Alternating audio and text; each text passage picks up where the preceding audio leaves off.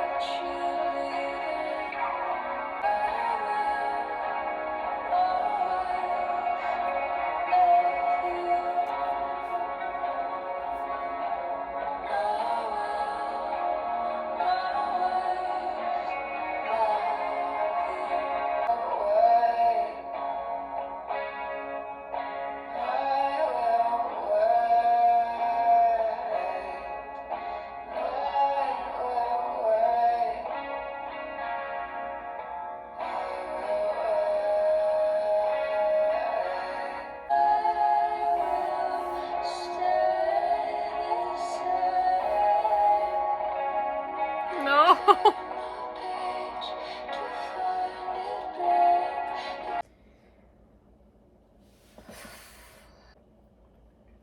I think that this whole thing is gonna... because we already know what happens to Ethel. You know, we know what happens to her. And it's awful. And like, any reference to these people that knew her before is just like a gut punch. Like, their relationships with her, like, how they are going to end up feeling inevitably. Don't even get me started on Willoughby, dude. We haven't even gotten to him yet, really, at all. This is just the start. The next one is Willoughby's theme. All right, Willoughby.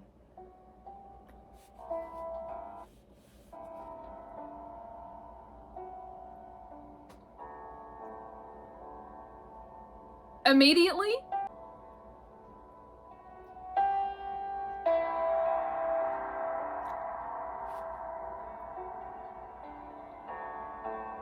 I heard that.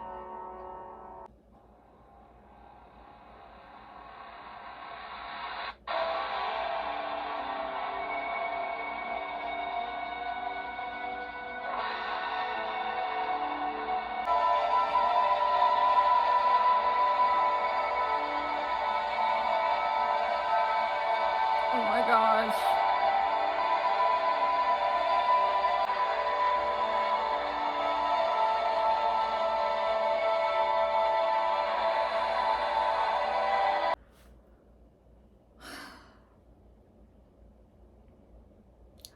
I'm sweating, first of all.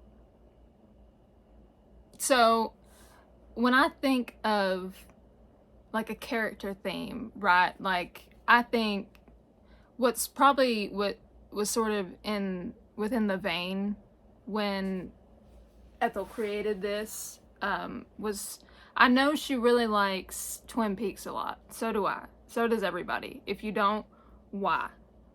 Like, why do you not like Twin Peaks?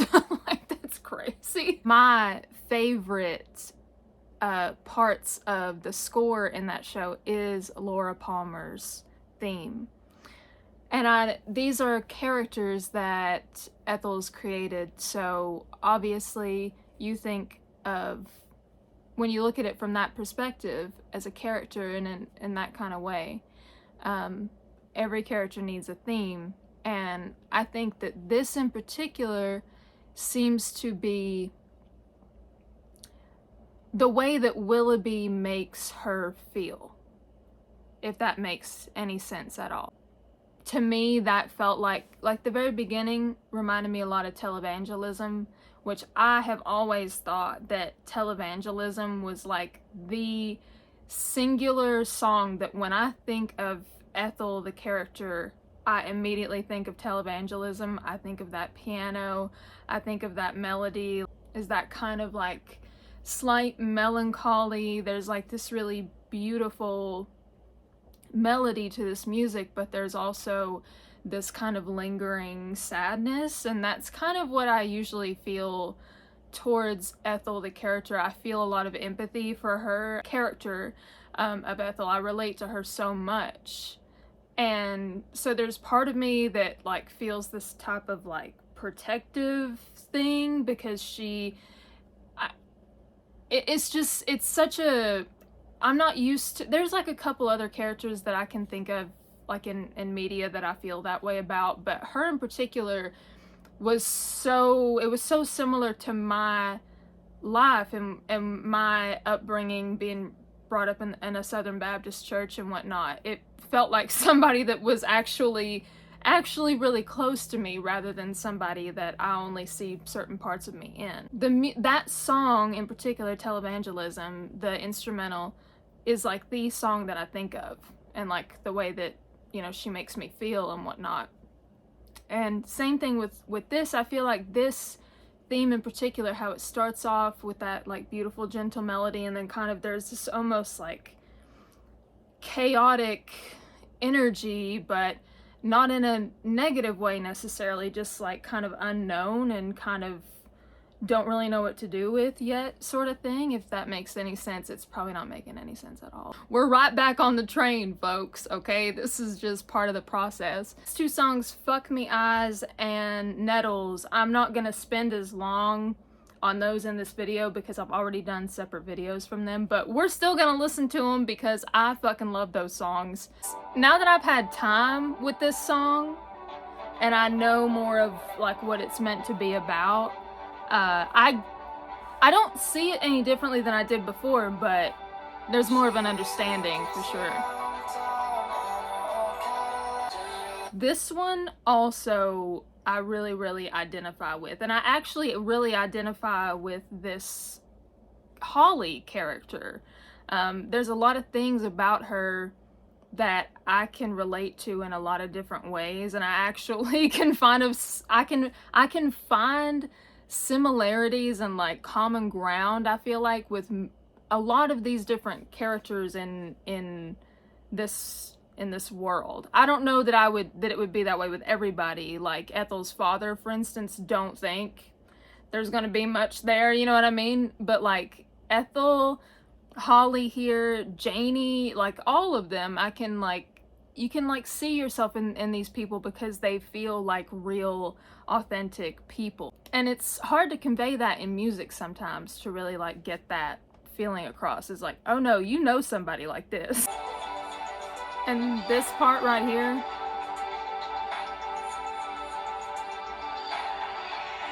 I love that.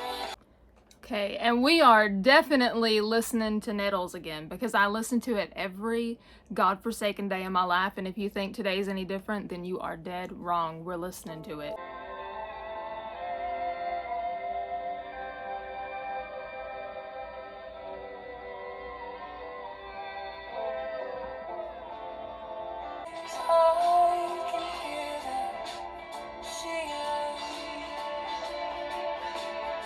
the part right here.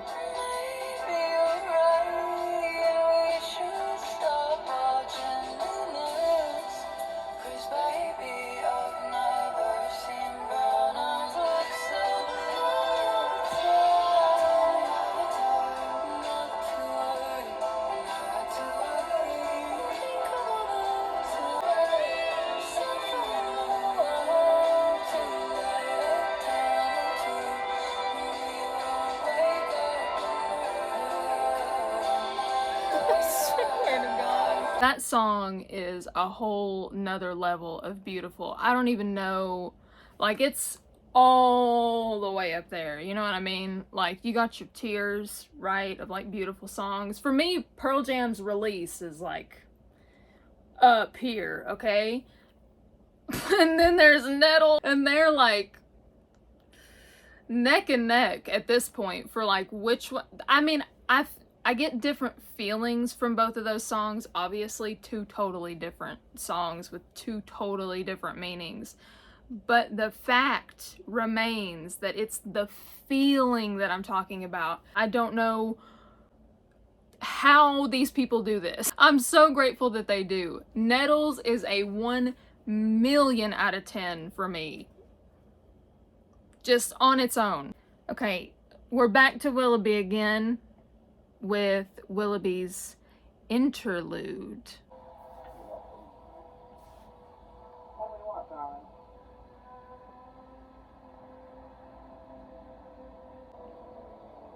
I'm getting Perverts. This like atmospheric kind of drone / ambient kind of a, but like there's like elements to it. There's the voice in the background, the speaking before. Oh, it sounds,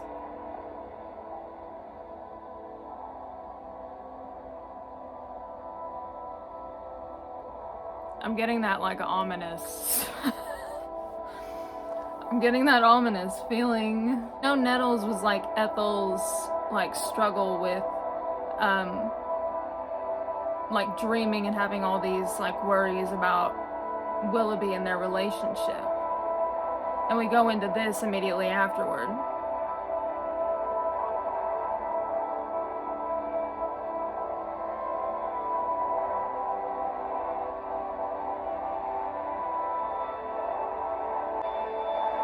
That like wail, like when you can hear it with the strings, the wail that it's doing. That chaotic thing again, all of it happening at once.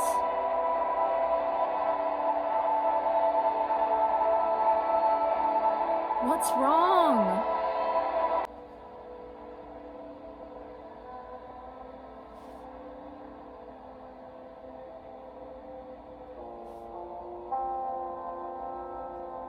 Excuse me?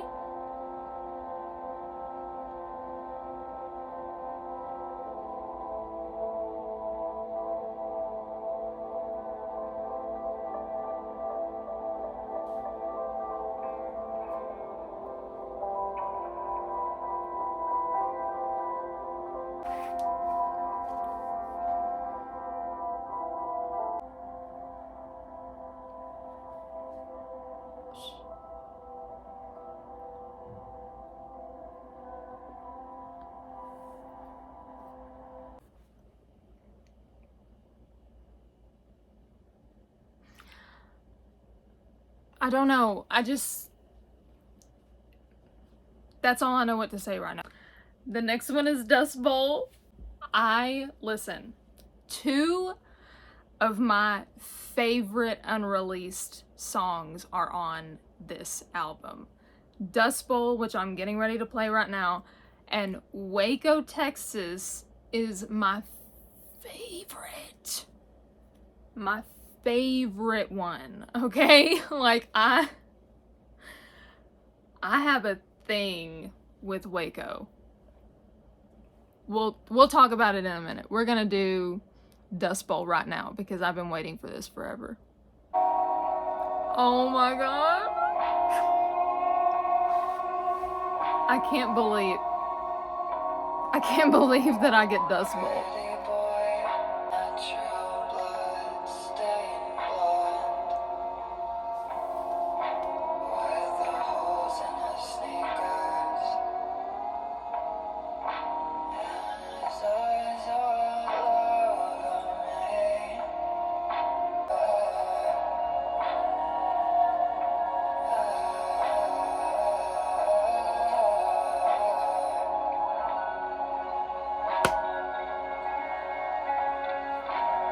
I fucking love this shit. I fucking love this shit. I can't believe this.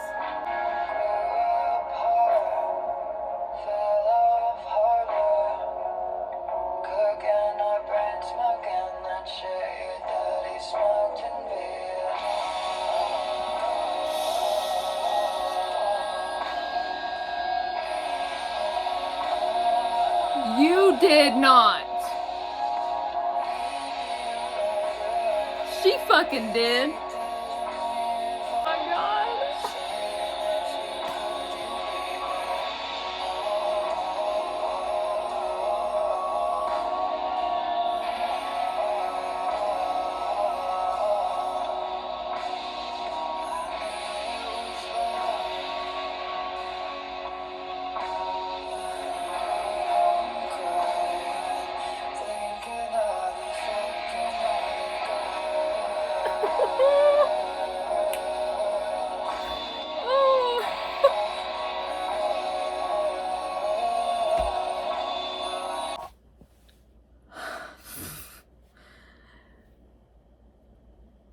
Fucking Dust Bowl.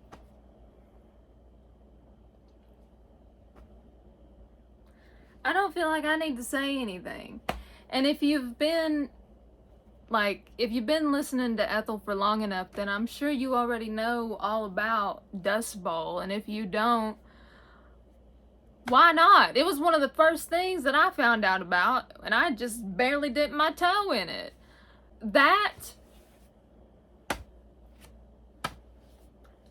Listen, due to the fact of Nettles and now Dust Bowl, those two alone, okay? Those two alone,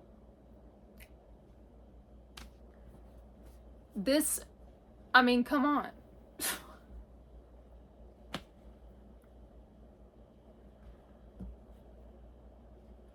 This is just, I love this already. I'm not even done with it. That's what's the crazy part. Which I knew probably about 3 songs in to Preacher's Daughter. I knew that was it.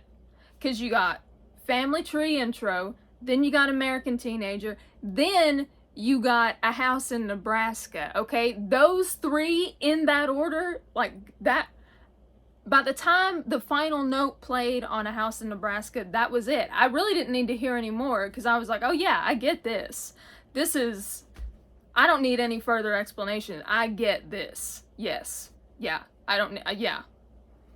And just on those 2 songs being on this alone, I already feel that way about this one. All right, the next one is A Knock at the Door. Who's at the fucking door?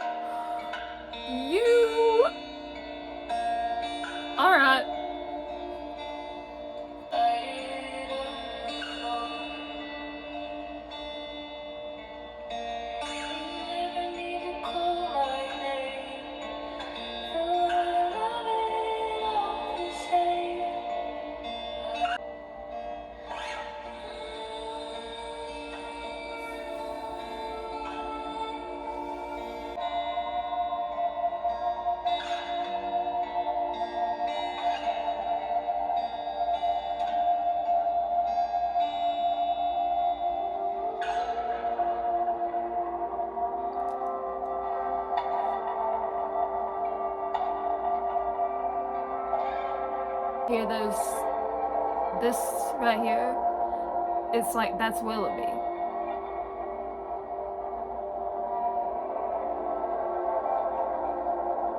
And when I think of it that way, it like echoes through the whole entire thing. So like, even in the beginning with Janie, even that, it goes all the way through. With the way that it sounded like, and maybe it was just what I'm listening to this. I'm just listening to it out of the speaker on my computer. And it might be that, but it almost sounded like she was pitched up a bit, like intentionally pitched up. When she was singing, like throughout the choruses in the song, or not the choruses, but the verses. When she was singing the verses in the song, especially in that, like that very beginning when she first starts to sing, it sounded really pitched up, and it kind of had this like, I don't know that childlike is quite the word, but maybe it is kind of had more of like a perspective of that, kind of that innocence and that childlike kind of thing. Very beautiful song. Okay, the next one is Radio Towers.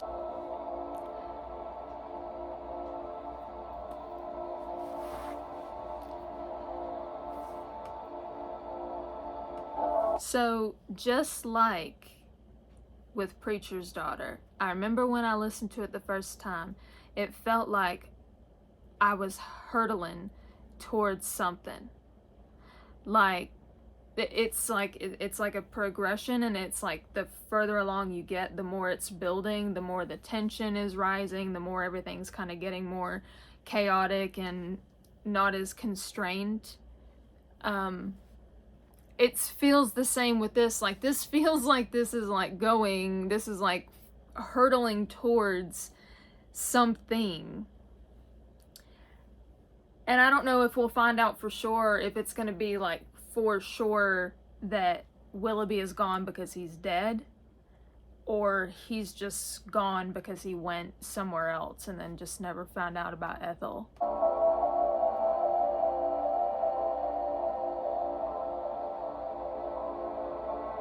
There's that melody again too.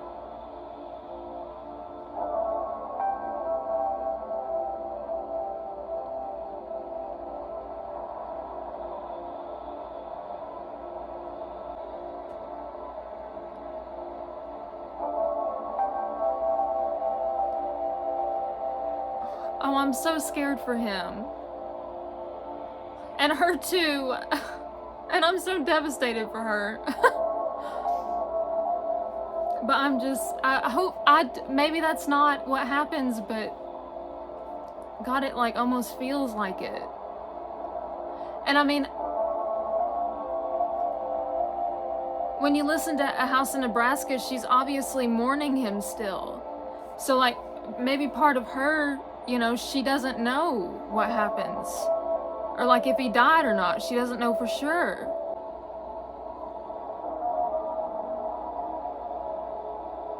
Is that like a heart rate beep, or is that something else? Oh no. Oh no, come on now. Come on now. It sounds like a heart rate monitor.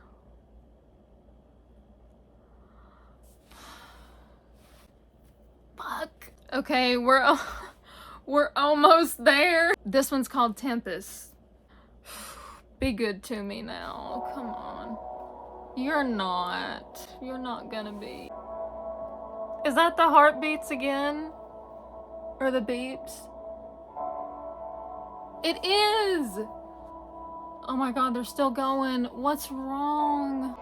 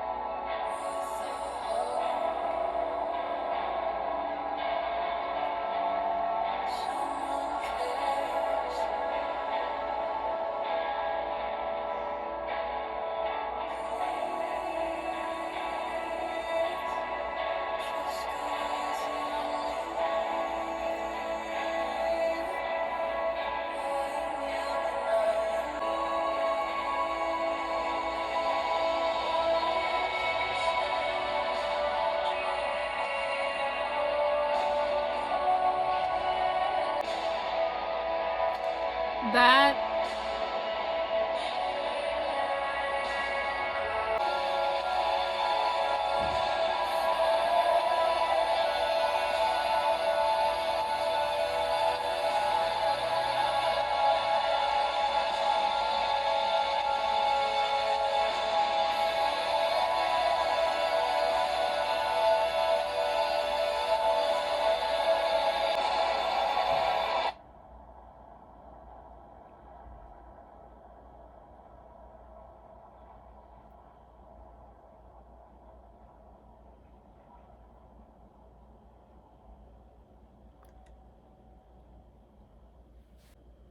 I don't even know what to say. Was like an experience from like beginning to end. That was like, that song was like its own album. That's how I went through a whole thing just in the duration of that song. That is crazy. And so good.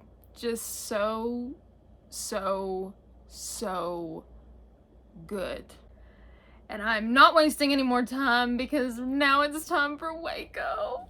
The very last, I can't believe we're here already. The very last song on Willoughby Tucker, I'll Always Love You, is Waco, Texas. The new version of Waco, Texas is 15 minutes long. What is the rule of thumb? Okay, the longer the song, when it comes to Ethel Cain, the longer the song, the more it hurts. This is a well-known fact. We all know this. It's been established. 15 minutes. I'm so scared. Sounds like the Waco I know and love. I can't believe this. Dust Bowl and Waco. This is insane. I can't believe this.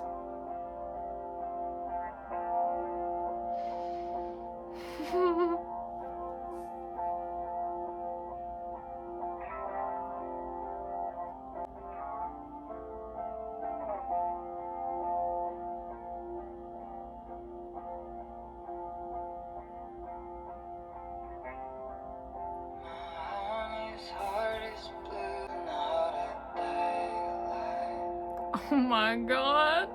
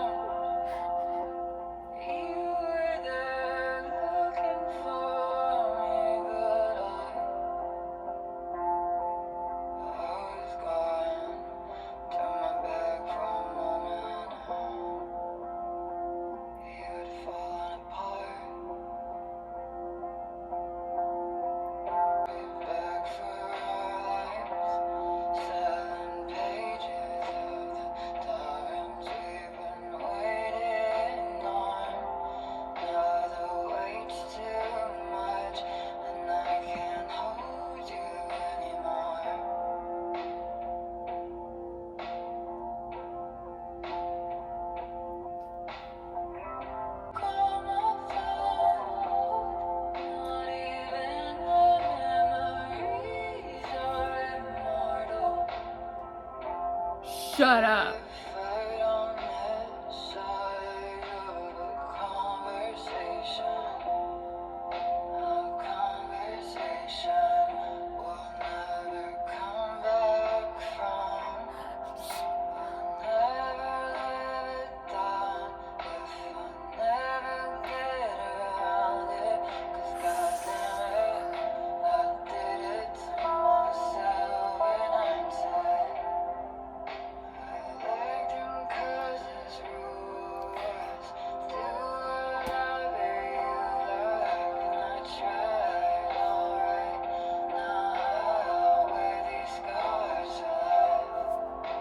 These harmonies are killing me.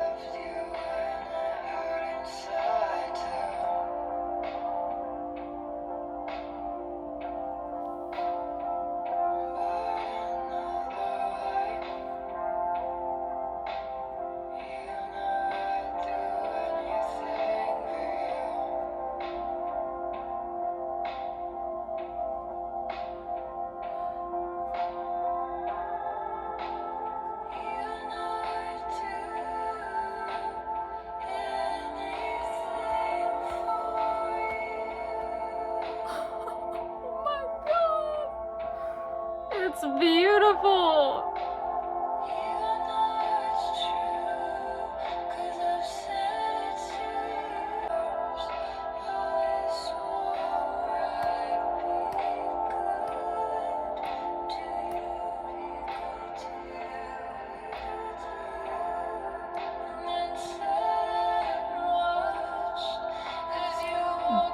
The demo version is about to end. Like, this is where the original ends, right here in a second.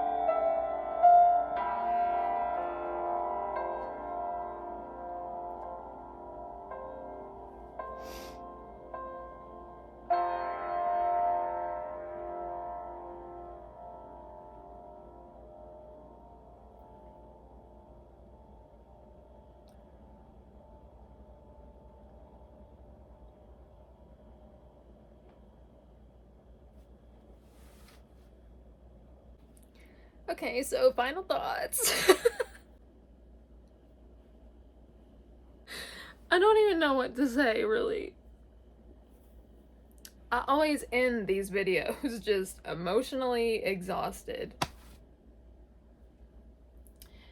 And this is, okay, first of all, just objectively, just as music and as just the songs and everything, like, what do I think of it? I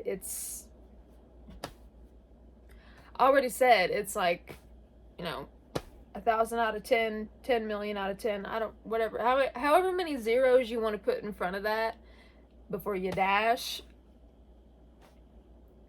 There was not, I promise you, as soon as I end this video, I'm going to go back and listen to every single one of those again. Waco, incredible.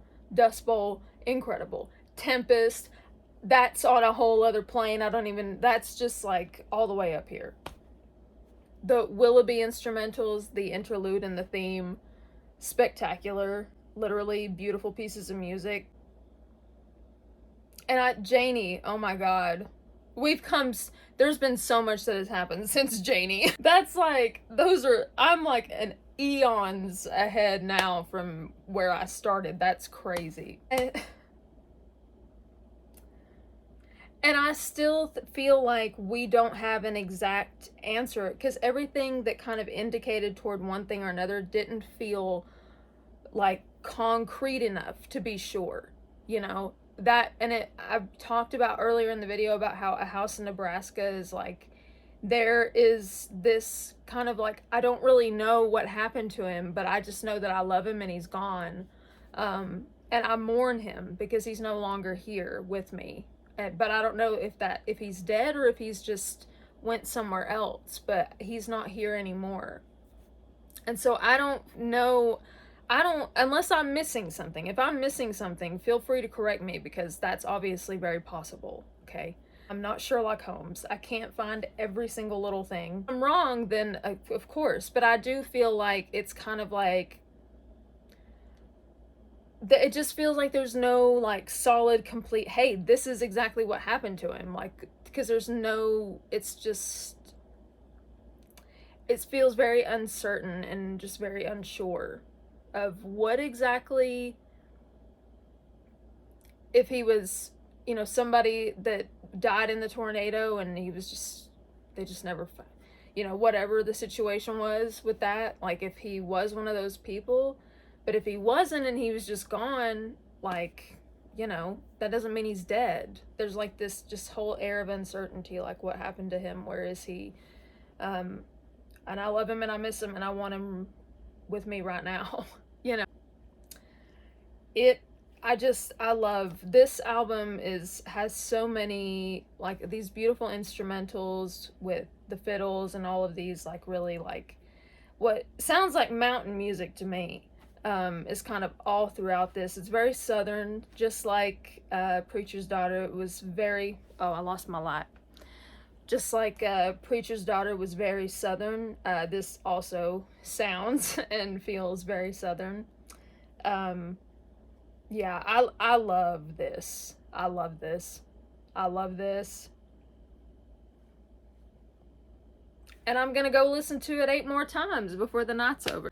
Yeah, maybe I can, I don't know. I feel like I tried to do my best with the putting together throughout, but, and this is just my general feeling at the moment. Like, and this is what I capture, and I'm sure that I'll have a much more thought out thing later on in the future, but alas, I have to get this video up now. But in the moment, this is how I feel. Obviously, like last time, please feel free to, like I said, if I missed something, let me know. Just, you gotta let a girl know. Let me know what you thought of it, you know, what your favorite songs are, the whole nine. Yeah, I can't wait to cry to this some more. I love you guys so much. I appreciate you coming to check out the videos, and I hope that you enjoy this one. And I will see you when I see you.